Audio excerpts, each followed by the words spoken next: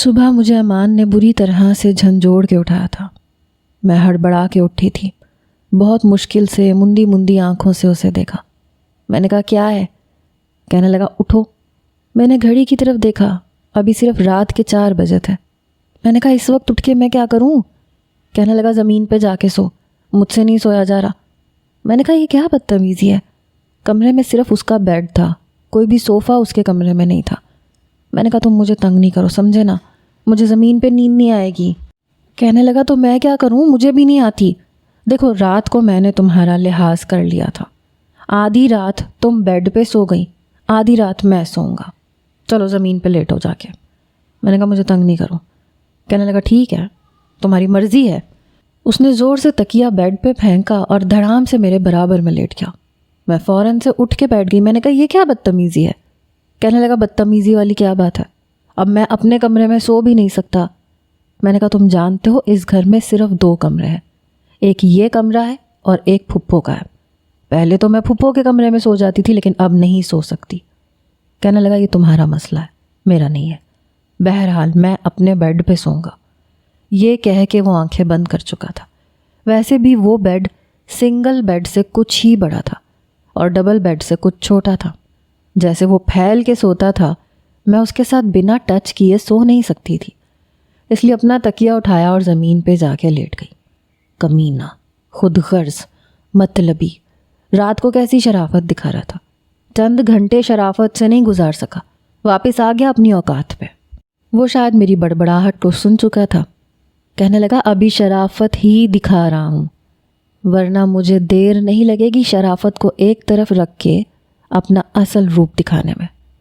میں نے کہا دیکھو میں اس وقت رات کے 4 بجے لڑنے کے موڈ میں بالکل نہیں ہوں۔ مجھے نہیں پتا تھا کہ وہ یوں ایک دم سے پینترا بدل سکتا ہے۔ کہنے لگا ایک تو میں نے تم پہ احسان کیا ہے، بجائے اس کے کہ تم میری احسان مند ہو، تم مجھے اکڑ دکھا رہی ہو۔ اس کی بات سن کے میرے اندر تو جیسے آگ لگی۔ میں نے کہا کیا احسان کیا تم نے مجھ پہ؟ کہنے لگا تمہارا منگیتر تو فوراً سے پلہ جھاڑ کے سائڈ پہ ہو گیا تھا، باس کی امیر ترین خوبصورت بیٹی کے ساتھ اس وقت عیش کر رہا ہوگا۔ یہ چانس مجھے بھی مل سکتا تھا، اور میری اگلی ٹارگٹ میرے باس کی بیٹی ہی تھی۔ جس قدر میں ہینڈسم ہوں، 2 منٹ لگتے میں اسے پھنسا لیتا۔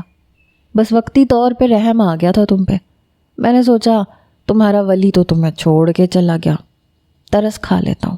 ایک بے سہارا اور بے آسرا لڑکی کو اپنا لینا بھی ثواب کا کام ہے، لیکن دیکھو ثواب اپنی جگہ، نیند اپنی جگہ۔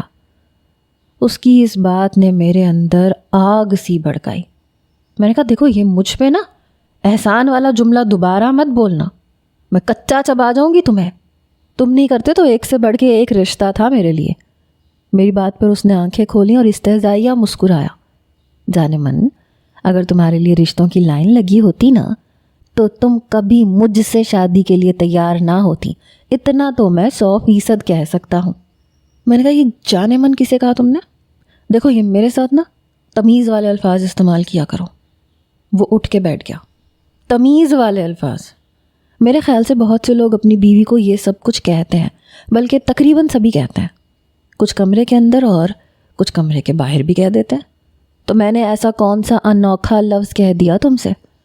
دیکھو اگر تمہیں زمین پہ نیند نہیں آ رہی تو کوئی بات نہیں، یا بیڈ پہ لیٹ جاؤ سائڈ پہ۔ میری طرف سے تمہیں کھلی چھٹی ہے، جب چاہو بیڈ پہ لیٹ سکتی ہو۔ جن نظروں سے وہ مجھے دیکھ رہا تھا اور جس انداز سے کہہ رہا تھا، میں کبھی بھی اس کے ساتھ ایک بیڈ پہ نہیں سوتی۔ میں نے کہا مجھے ایسی کوئی ضرورت نہیں ہے، سو تم۔ میں زمین پہ جا کے لیٹ گئی۔ مجھے امان پہ شدید غصہ آ رہا تھا۔ زمین واقعی چبھ رہی تھی، لیکن پھر بھی میں نے آنکھیں بند کی، سونے کی ناکام کوشش کرنے لگی۔ کچھ دیر میں مجھے نیند بھی آ گئی۔ صبح کمرے کی دستک پہ میری آنکھ کھلی۔ میں جلدی سے اٹھ بیٹھی، اپنا تکیہ جلدی سے بیڈ پہ رکھا، سر پہ دوپٹہ لیا اور کمرے کا دروازہ کھول دیا۔ سامنے پھپھو تھی۔ کہنے لگی بیٹا میں تمہیں جگاتی نہیں، لیکن محلے کی کچھ خواتین آئی ہیں، تم تیار ہو کے آ جاؤ۔ میں نے کہا جی میں آتی ہوں۔ نہا کے ہلکا پھلکا کڑھائی والا سوٹ پہنا، بس معمولی سا میک اپ کیا اور باہر آ گئی۔ محلے کی کچھ خواتین تھیں، ناشتہ وہ لوگ بنا کے لائی تھیں۔ کہنے لگی ہم نے سوچا کہ تمہارے والدین تو ہیں نہیں، تو یہ رسم ہم نبھاتے ہیں۔ پھپھو کے اپنے آس پڑوس میں کافی اچھے تعلقات تھے، میل ملاپ والی تھی، اس لیے پڑوسی بھی اتنی ہی چاہت دکھاتے تھے۔ امان کافی دیر سے اٹھا، ناشتہ میں اور پھپھو تو کر چکے تھے۔ میں نے کہا شام کو کیا بنانا ہے؟ کہنے لگی کچھ بھی نہیں، کھانا میں بناؤں گی، اب تم ایک ہفتے کسی کام کو ہاتھ نہیں لگاؤ گی۔ میں نے کہا یہ کیا بات ہوئی؟ میرا ہی گھر ہے، پہلے بھی تو میں ہی کام کرتی تھی۔ وہ کہنے لگی پہلے تمہاری اور حیثیت تھی، اب اور ہے۔ پہلے تم بیٹی تھی، اب تم بہو ہو، مجھے بھی تو کچھ ناز نخرے اٹھانے دو۔ میں نے کہا پھپھو میں ابھی بھی وہی ہوں، بہت کم پھپھو ایسی ہوتی ہیں جیسی میری ہے، بالکل ماں جیسی۔ ولیمے کی دعوت بھی کافی مختصر سی تھی۔ میں نے کمرے میں آتے ہی سب سے پہلے اپنے کپڑے تبدیل کیے تھے، کیونکہ مجھے امان کی نظریں کچھ ٹھیک نہیں لگ رہی تھیں۔ جب وہ کمرے میں آیا تو مجھے سادہ سے حلیے میں دیکھا تو چہرے کی مسکراہٹ ایک دم غائب ہوئی، لیکن مجھ سے کہا کچھ نہیں۔ میں تکیہ زمین پہ رکھ رہی تھی، اس نے تکیہ زمین سے اٹھایا اور بیڈ پہ پھینک دیا۔ کہنے لگا آج کے بعد تم بیڈ پہ سوگی۔ میں نے کہا کیوں سوؤں گی؟ کہنے لگا یہ بھی مجھے بتانا پڑے گا۔ میں نے کہا دیکھو تم نے خود کہا تھا کہ ابھی میری بات منہ میں تھی جب اس نے میرے منہ پہ ہاتھ رکھ دیا۔ میں کہہ رہا ہوں چلو ابھی بیڈ پہ لیٹو، جب تک قریب نہیں آؤ گی بات کیسے بنے گی؟ اس کی بات سن کے میرا دل بڑی زور سے دھڑکا۔ میں فوراً سے پیچھے ہٹ گئی۔ میں نے کہا نہیں مجھے بیڈ پہ نہیں سونا۔ کہنے لگا کب تک دور رہو گی؟ چلو مان لیا، میں نے تمہیں وقت بھی دے دیا، تو کب تک؟ 3 دن، 4 دن، 1 ہفتہ، 2 ہفتہ، آنا تو میرے پاس ہی ہے نا۔ میں نے کہا لیکن ابھی نہیں۔ کہنے لگا ویسے تمہارا مائنڈ اس رشتے کو ایکسیپٹ کرنے میں کتنا وقت لے گا؟ میرا تو 24 گھنٹے میں تیار ہو گیا ہے۔ میں نے کہا اس لیے کہ میں تمہاری طرح فلرٹ نہیں کرتی، تمہیں تو ہر تیسری لڑکی پسند آ جاتی ہے۔ میری بات پہ ہنسنے لگا۔ ہاں تم ان تیسری لڑکیوں میں ہی شامل ہو جو مجھے جلدی سے پسند آ جاتی ہیں اور اتنی ہی جلدی میری نظروں سے گر بھی جاتی ہیں۔ میں نے کہا امان میں تمہاری گرل فرینڈ نہیں ہوں۔ میری بات سن کے ہنسنے لگا۔ کہنے لگا جانتا ہوں، میرے گلے کا توق ہو جسے میری اماں نے میرے گلے میں ڈال دیا ہے۔ اس کی بات پہ میں کچھ حیران ہوئی تھی۔ میں نے کہا اس کا مطلب تم مجھ پہ یہ جتانا چاہ رہے ہو کہ تم نے جو کچھ کیا پھپھو کے کہنے پہ کیا؟ کہنے لگا جتانے والی کیا بات ہے؟ 100% میں نے اپنی ماں کی بات مان کے تم سے شادی کی ہے، ورنہ گھر کی مرغی ویسے بھی دال برابر ہوتی ہے۔ اچھا تو میں دال برابر ہوں، تو پھر کیوں میرے قریب آنے کے بہانے ڈھونڈ رہے ہو؟ میں کیوں آؤں تمہارے پاس جب میری اہمیت ہی نہیں ہے تمہاری نظر میں؟ وہ کہنے لگا وہ تو ساری زندگی ہی نہیں ہوگی، تو کیا ساری زندگی اپنے جذبات پہ پتھر رکھ کے دور رہ پاؤ گی مجھ سے؟ ابھی تو میں تمہیں عزت سے بلا رہا ہوں، اس میں تمہاری بھی عزت ہے، ورنہ اپنے جذبات سے تنگ آ کے جب خود میرے قریب آؤ گی تو میری نظر میں تمہاری اتنی اہمیت نہیں رہے گی۔ میں نے کہا میری جوتی آئے گی تمہارے پاس، سمجھے نا؟ کیا سمجھ رکھا ہے تم نے مجھے؟ کہنے لگا مجبوراً بیوی سمجھا تھا، مجبوراً۔ اس نے یہ لفظ جما کے کہا۔ میں نے تکیہ دوبارہ بیڈ سے اٹھایا اور زمین پہ رکھا۔ وہ کہنے لگا میں بھی دیکھ لیتا ہوں کب تک مجھ سے دور رہتی ہو۔ چند دن گزرے تھے جب ایک بار باہر دروازے پہ دستک ہوئی۔ اس دن امان کی چھٹی تھی، پھپھو بھی گھر پہ نہیں تھی، کہیں پڑوس کے گھر میں کسی کا انتقال ہو گیا تھا، وہاں گئی ہوئی تھی اور انہیں ابھی 2-3 گھنٹے لگنے تھے۔ میں نے دروازہ کھولا تو سامنے ماہرہ تھی، لیکن آنکھیں متورم سی تھیں۔ فوراً سے اندر آئی۔ میں نے کہا کیسی ہو تم؟ کہنے لگی مجھے چھوڑو، میں جیسی بھی ہوں، تم بتاؤ تم امان کے ساتھ خوش ہو؟ اس کا لہجہ بڑا کاٹدار تھا۔ میں نے کہا میں تمہیں بتاتی ہوں، اصل میں ولی میری بات ابھی منہ میں تھی جب امان کمرے سے باہر آیا۔ ماہرہ کو دیکھ کے کہنے لگا دیکھ لی تم نے اپنی دوست کی اصلیت، جس کی بات پہ یقین کر کے تم نے مجھے ٹھکرایا تھا۔ اس کی تو شروع سے نیت مجھ پہ خراب تھی۔ مجھ سے شادی کرنے کی خاطر اس نے تمہارے دل میں میرے لیے جھوٹی باتیں ڈالیں، تمہیں غلط گائیڈ کیا، اور تم اپنی دوست کے ہاتھوں اپنی محبت کو کھو بیٹھی۔ دیکھ لو اب، یہی چاہتی تھی کہ یہ میری بیوی بنے اور یہ بن گئی۔ پہلے تمہیں راستے سے صاف کیا، پھر اپنے منگیتر کو شادی سے انکار کیا، اور میری ماں کے سامنے جھوٹے رونے روئے۔ میری ماں نے مجھے شادی پہ مجبور کیا اور یہ بن گئی میری بیوی۔ یہ جو چاہتی تھی اس نے وہ حاصل کر لیا، تمہیں اپنے راستے سے بالکل صاف کر دیا۔ بڑے فراٹے سے وہ جھوٹ پہ جھوٹ بول رہا تھا۔ میں نے کہا نہیں مائرہ، یہ جھوٹ بول رہا ہے۔ میری بات ابھی یہیں تک پہنچی تھی جب مائرہ نے میرے منہ پہ تھپڑ مارا۔ کہنے لگی مجھے افسوس ہے تم پہ، مجھے نہیں پتا تھا تم میرے ساتھ ایسا کھیل کھیل جاؤ گی۔ اگر تمہیں امان پسند تھا تو مجھے پہلے بتا دیتی، میں خود بخود پیچھے ہٹ جاتی۔ زنی، یوں ڈرامہ رچانے کی کیا ضرورت تھی؟ یہ کہتے ہوئے وہ روتے ہوئے وہاں سے چلی گئی۔ اس نے میری بات تک نہیں سنی۔ امان مسکراتا ہوا میرے سامنے آ کے کھڑا ہوا۔ کیا ہوا؟ تھپڑ بڑی زور سے لگا ہے؟ درد ہو رہا ہے میری بیوی کو؟ میری آنکھوں سے آنسو بہہ رہے تھے۔ اس کا انداز تمسخرانہ تھا، آنکھوں میں ایک عجیب سی چمک تھی جسے میں سمجھ نہیں پا رہی تھی۔ میں نے کہا جھوٹے مکار، شرم نہیں آئی تمہیں اتنا بڑا جھوٹ بولتے ہوئے؟ میں نے غصے سے اس کا گریبان پکڑا۔ کہنے لگا ہاتھ نیچے کرو، تمیز سے بات کرو مجھ سے، میں تمہارا کزن نہیں ہوں، تمہارا شوہر ہوں۔ یہ کہہ کے اس نے ایک جھٹکے سے اپنا گریبان میرے سے پیچھے کیا۔ کہنے لگا کیا ہوا؟ اپنی باری آئی تو تکلیف ہو رہی ہے تمہیں؟ جب تم نے مائرہ سے جھوٹ بولا تھا تب تکلیف نہیں ہوئی تھی؟ جب میں کہہ رہا تھا مجھے اس سے محبت ہے، میں اس سے شادی کرنا چاہتا ہوں، میرے بیچ میں مت آنا، میرے معاملات سے دور رہو، تو سمجھ نہیں آئی تھی تمہیں؟ بہت غصے سے وہ مجھ سے بات کر رہا تھا۔ کہنے لگا میں نے تو تمہارا رچایا ہوا ڈرامہ ختم کیا ہے، آئندہ وہ تمہاری شکل نہیں دیکھے گی۔ میں نے کہا اچھا، تو تم نے اس لیے مجھ سے شادی کی تھی؟ کہنے لگا اور کیا، تم کیا سمجھتی ہو تمہاری شکل پہ مر بیٹھا تھا میں؟ ہو کیا چیز تم؟ میں نے تمہارے ساتھ وہی کیا ہے جو تم نے میرے ساتھ کیا تھا۔ میں نے کہا تھا مجھ سے میرے معاملات سے دور رہنا، ورنہ تمہاری زندگی کو اجیرن بنا کے رکھ دوں گا، لیکن تم نہیں ہٹی، تم نے مجھ سے میری محبت چھین لی۔ اب جو کچھ میں تمہارے ساتھ کروں گا نا، تم وہ زندگی بھر یاد رکھو گی۔ میں نے کہا میں دیکھ لوں گی تمہیں۔ وہ ہنس کے کہنے لگا ساری زندگی مجھے ہی تو دیکھنا ہے سویٹ ہارٹ۔ میں اسے غصے سے دیکھتی ہوئی اپنے کمرے میں آئی۔ مجھے نہیں پتا تھا وہ مجھے مائرہ کے سامنے یوں جھوٹا کر دے گا، مجھے نہیں پتا تھا کہ اس نے مجھ سے بدلہ لینے کے لیے یہ سب کچھ کیا ہے۔ خیر جو اس نے میرے ساتھ کیا تھا میں بھی اسے بخش نہیں سکتی تھی۔ بڑے غصے سے میں بیڈ پہ بیٹھی اپنے آنسو صاف کر رہی تھی جب وہ سیٹی سے گانا گاتے ہوئے کمرے میں آیا۔ مجھے دیکھ کے مسکرانے لگا، آ کے دھڑام سے میرے سامنے بیٹھ گیا۔ اس کی مسکراہٹ دیکھ کے میں فوراً سے کھڑی ہوئی، لیکن وہ میری کلائی پکڑ چکا تھا، مجھے دوبارہ بیڈ پہ بٹھا چکا تھا۔ میں نے ایک جھٹکے سے اپنی کلائی اس کے ہاتھ سے جدا کی۔ وہ ہنسنے لگا، اوہو آج تو بڑا کرنٹ مار رہی ہو، خیر تو ہے؟ میں نے کہا یہ مت سمجھنا میں تمہیں بخش دوں گی۔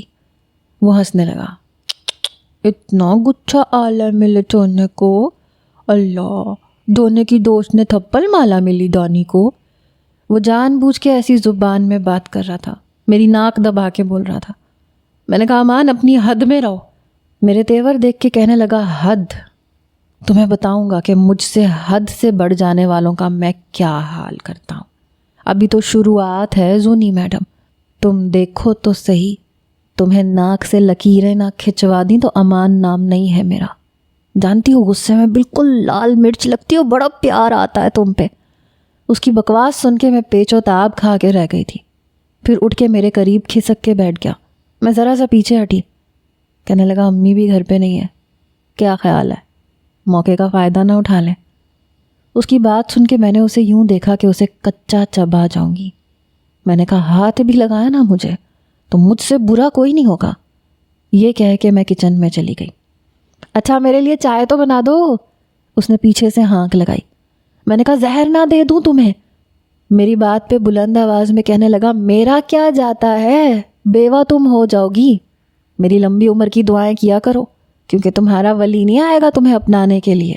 ولی کا نام سن کے میرا دل جل کے رہ گیا تھا۔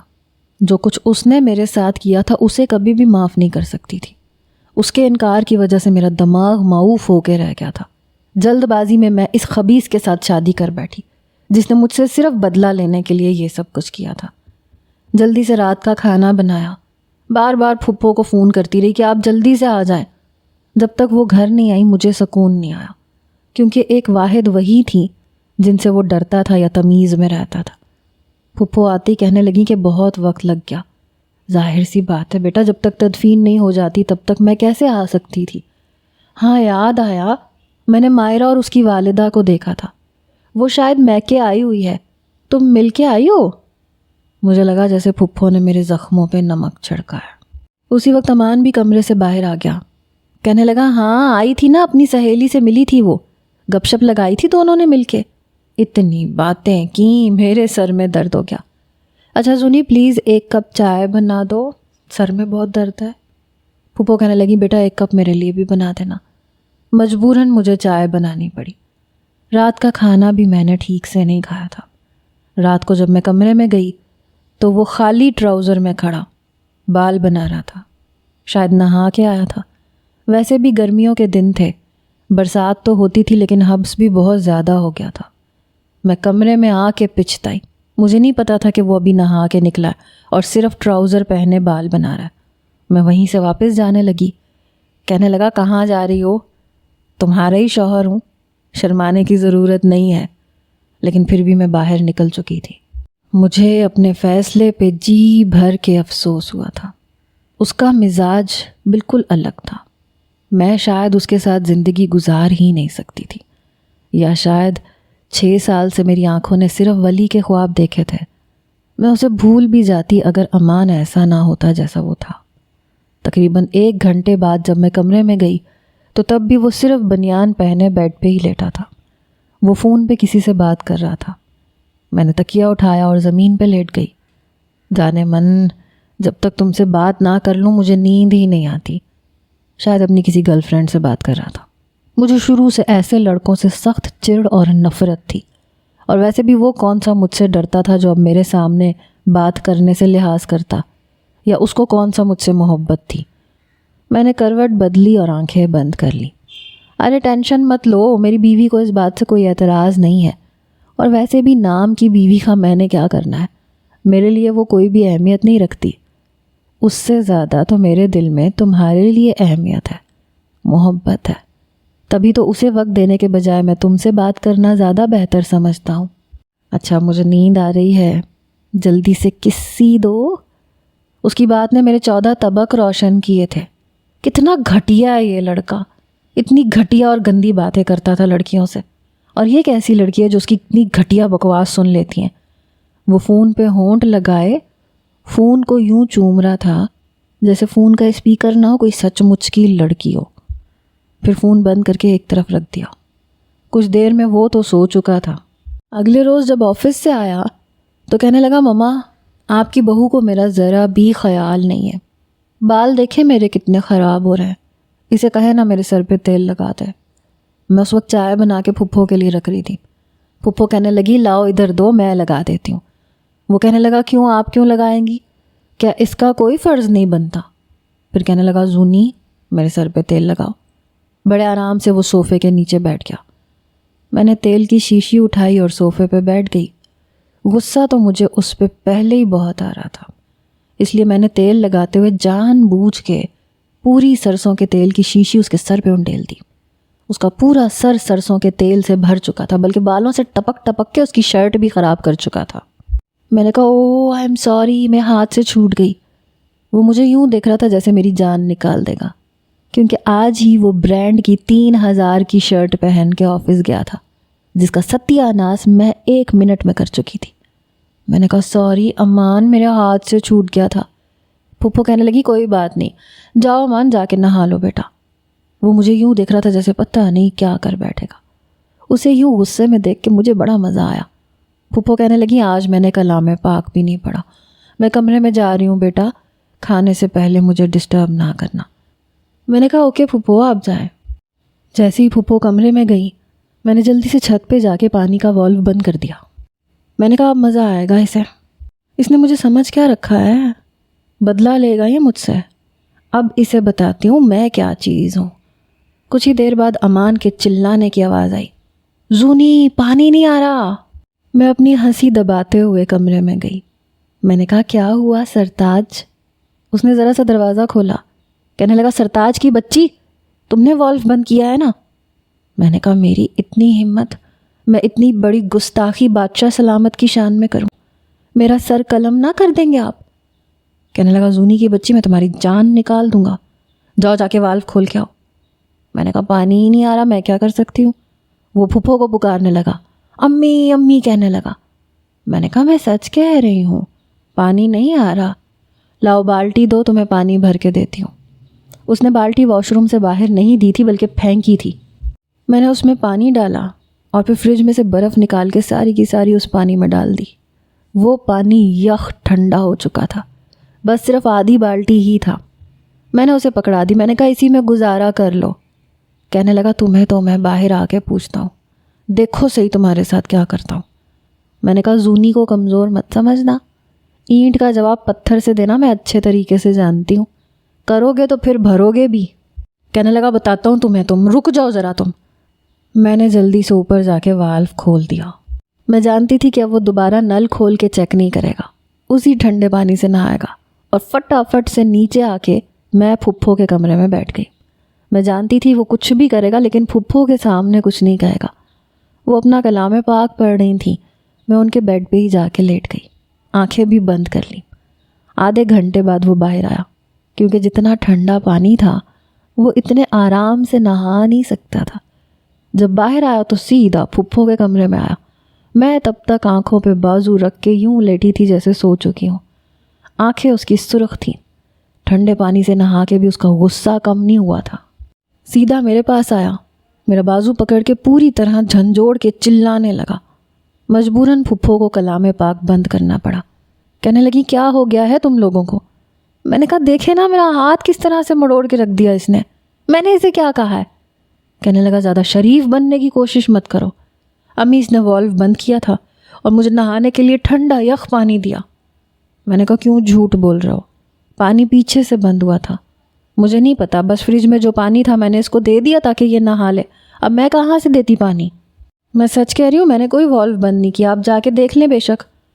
پھپھو نے کہا امان، ہر چیز کا الزام زونی کو دینا چھوڑ دو، چھوڑو اس کا بازو۔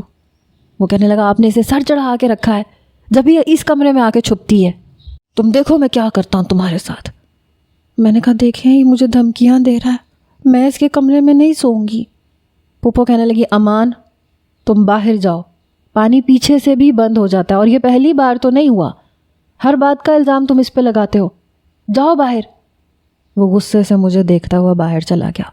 میں جان بوجھ کے پھپھو کے ساتھ لگ کے رونے لگی۔ میں نے کہا آپ کو نہیں پتا، میں نے آپ کے کہنے پہ حامی تو بھر لی، لیکن مجھے پتا یہ کبھی بھی نہیں بدل سکتا، یہ ایسے ہی کرے گا، اس کے ساتھ جب بھی کچھ برا ہوگا یہ مجھے الزام دے گا۔ وہ کہنے لگی میں زندہ ہوں، میں دیکھتی ہوں یہ کیسے تمہیں کچھ کہتا ہے، تم آج میرے کمرے میں سو جاؤ۔ میں نے دل ہی دل میں شکر کیا کہ کم از کم مجھے آج زمین پہ تو نہیں سونا پڑے گا۔ اس نے رات کا کھانا تک نہیں کھایا تھا، بس اپنے کمرے میں بیٹھا رہا۔ اسے یوں تپا دیکھ کے میں آج بڑی خوش تھی، میرے اندر تو جیسے کوئی ٹھنڈک اتری۔ رات کو میں پھپھو کے ساتھ بڑے مزے کی نیند سوئی، کچھ روز سے میں پھپھو کے ساتھ ہی سو رہی تھی۔ ایک بار دوپہر میں پھپھو پڑوس کی خالہ کے ساتھ بازار چلی گئیں، ان کی بیٹی کی شادی تھی، اس لیے وہ پھپھو کو ساتھ لے گئیں کہ کچھ شاپنگ کرنی ہے تو وہ ان کی مدد کر دیں۔ میں گھر پہ اکیلی تھی، دوپہر کو ہی میں نے کھانا تیار کر لیا تھا اس لیے نہانے چلی گئی۔ کبھی بھی امان 7 بجے سے پہلے گھر نہیں آتا تھا، اس لیے میں ریلیکس تھی۔ بیرونی دروازے کی چابی البتہ اس کے پاس ہوتی تھی۔ جیسے ہی میں شاور لے کر اپنا ٹاول خود پہ باندھ کے کمرے میں جانے لگی تو امان کی آواز آنے لگی۔ میرا ہاتھ واش روم کے نوب پہ جا کے رکا، وہ کسی سے فون پہ بات کر رہا تھا۔ میں بری طرح سے گھبرائی کیونکہ میرے کپڑے باہر تھے اور امان کے ہوتے ہوئے میں کمرے میں نہیں جا سکتی تھی، لیکن واش روم میں بھی نہیں رہ سکتی تھی۔ میں نے ہلکی سی دستک دی۔ کیا ہے؟ بڑی بیزاریت سے امان نے کہا۔ میں نے پہلی بار بڑی نرمی اور شرافت سے کہا، وہ میرے کپڑے دے دیں، باہر پڑے۔ مجھے نہیں پتا تھا آپ کمرے میں آ جائیں گے۔ پہلی بار میں نے امان سے آپ جناب کہہ کے بات کی تھی، مگر وہ ایک نمبر کا کمینہ، بے شرم اور بغیرت انسان تھا۔ امان کی آواز آئی، تمہارے باپ کا نوکر نہیں ہوں میں، نہ تمہاری چاکری کر رکھی ہے، اپنے کام خود کرو، مطلب پرست لڑکی۔ یاد ہے چند دن پہلے تم نے میرے ساتھ کیا کیا تھا؟ ویسے مجھے تم کہتے تمہاری زبان نہیں تھکتی، اور اب کام پڑھا تو آپ۔ واہ! امان کی بات سن کے میرا فشار خون بڑھا تھا، پھر بھی عقل مندی کا تقاضا یہ تھا کہ میں فی الحال اس سے تمیز سے بات کرتی، اس لیے بڑے ضبط سے اپنا لہجہ متوازن رکھ کے میں نے کہا، دیکھیں یا تو میرے کپڑے پکڑا دیں یا آپ کمرے سے چلے جائیں۔ وہ میری بے بسی پہ ہنسنے لگا، پھر بڑی خباثت سے بولا، میں کیوں کمرے سے جانے لگا؟ میرا اپنا ذاتی کمرہ ہے، میں تو نہیں جا رہا، میں تو اسی کمرے میں رہوں گا اور تمہاری نوکری بھی نہیں کروں گا۔ میں ضد چوئی تھی، میں نے کہا، امان میرے کپڑے دو ورنہ میں تمہیں چھوڑوں گی نہیں، میں نے سارے لحاظ بالائے طاق رکھ کے کہا۔ وہ کہنے لگا، تو نہ چھوڑو، میں نے کب کہا کہ تم مجھے چھوڑو؟ چھوڑنے کی ضد تو تمہاری ہے، میں نے تمہیں چھوڑنے کے لیے تم سے شادی تھوڑی کی تھی، بلکہ تمہارے ساتھ جو کچھ ہوا ہے نا زونی، بہت اچھا ہوا۔ یہ تمہیں سزا ملی ہے مجھے خود سے دور رکھنے کی اور شوہر کو ٹھنڈے پانی سے نہانے پہ مجبور کرنے کی۔ شاباش، بیٹھی رہو واش روم میں۔ اس نے مجھے مزید تپایا تھا، میں رو دینے کو تھی۔ کمینہ ایک دفعہ میرے ہاتھ لگ جاتا میں اس کا گلا دبا دیتی۔ میں نے کہا، پلیز امان جاؤ نا یہاں سے۔ وہ کھڑا ہو گیا، واش روم کے دروازے کے پاس آیا۔ میں نے جلدی سے دروازہ مزید بند کرنے کی کوشش کی لیکن وہ پاؤں رکھ چکا تھا، وہ دروازہ بند ہونے سے روک چکا تھا۔ میری جان نکلی۔ کیا کہا تم نے؟ مجھے آواز نہیں آئی، ذرا پھر سے کہنا۔ میں جانتی تھی وہ مجھے جان بوجھ کے تنگ کر رہا ہے۔ میں نے کہا، پلیز جاؤ یہاں سے۔ میری بے بسی کا تماشا دیکھ رہا تھا کمینہ۔ کہنے لگا، ہائے کتنی اچھی لگتی ہو نا تم، یوں معذرت کرتی ہوئی، پلیز کہتی ہوئی۔ دیکھو میں تمہیں تمہارے کپڑے کچھ شرائط پہ دوں گا۔ میں نے کہا، بکو کون سی شرائط؟ میں دانت کچکچا کے اپنا غصہ پتہ نہیں کیسے ضبط کر کے بولی تھی۔ کہنے لگا، تمیز سے بات کرو ورنہ بیٹھی رہو اندر۔ میں پاؤں پٹکتی رہ گئی۔ میں نے کہا، اچھا فرمائیے کون سی شرائط ہیں آپ کی؟ میں رو دینے کو تھی۔ کہنے لگا، ہاں اس طرح بات کیا کرو، تمیز سے، پیار سے آپ جناب کہہ کے مخاطب کیا کرو مجھے، ذرا مجھے بھی شوہر والی فیلنگ تو آئے۔ میں نے دل میں سوچا، بچو ایک بار مجھے باہر آنے دو، تمہارے سر پہ جو شوہر بننے کا بھوت سوار ہے نا، یہ میں اتار کے رکھ دوں گی۔ لیکن جو شرائط اس نے مجھے بتائیں، میرے کانوں سے دھوئیں نکلنے لگے۔ غصے میں میں اس قدر پاگل ہوئی کہ دروازہ کھول کے زور سے بند کر دیا۔ 5 منٹ تک میں بیٹھی رہی، وہ ابھی بھی باہر تھا۔ دیکھو میری بات ماننے میں ہی تمہارا فائدہ ہے ورنہ مجھے فرق نہیں پڑتا۔ میں نے کہا، ٹھیک ہے دو میرے کپڑے۔ اس نے میرے کپڑے مجھے پکڑا دیے، میں نے کپڑے بدلے اور باہر آ گئی۔ تب تک وہ کمرے کی کنڈی لگا چکا تھا۔ بند کمرے کو دیکھ کے میری جان نکلی، کاش کہ پھپھو آ جائے۔ میں نے دل ہی دل میں دعا کی۔ وہ میرے سامنے کھڑا تھا، میں دھیرے دھیرے اس کی جانب قدم بڑھا رہی تھی۔ کم آن زونی، جلدی آؤ، یہ رینگ رینگ کے کیوں چل رہی ہو؟ میں نے کہا، آ رہی ہوں نا، صبر نہیں ہے۔ اندر سے میرا دل زور زور سے دھڑک رہا تھا، پیٹ میں گرہیں پڑ رہی تھیں۔ صبر کرنا ہی تو مشکل ہو رہا ہے۔ 2 قدم وہ خود ہی سے آ گیا، اگلے ہی لمحے میرے قریب آ کے میری کمر پہ اپنا بازو رکھ کے مجھے قریب کر چکا تھا۔ میں نے آنکھیں بند کی، میں اس کے حصار میں بری طرح سے کپ کپا رہی تھی۔ کم آن زونی، اب اپنی شرط پوری کرو۔ اس کے مخمور لہجے کو سن کے میرے رہے سہے اوسان بھی خطا ہوئے۔ اپنے دونوں ہاتھ میں نے اس کے کندھے پہ رکھے، میرے ہاتھ کپ کپا رہے تھے، آنکھیں بند تھیں۔ جب مجھے اپنے ہونٹوں پر امان کے ہونٹوں کا احساس ہوا، میں بری طرح سے گھبرائی۔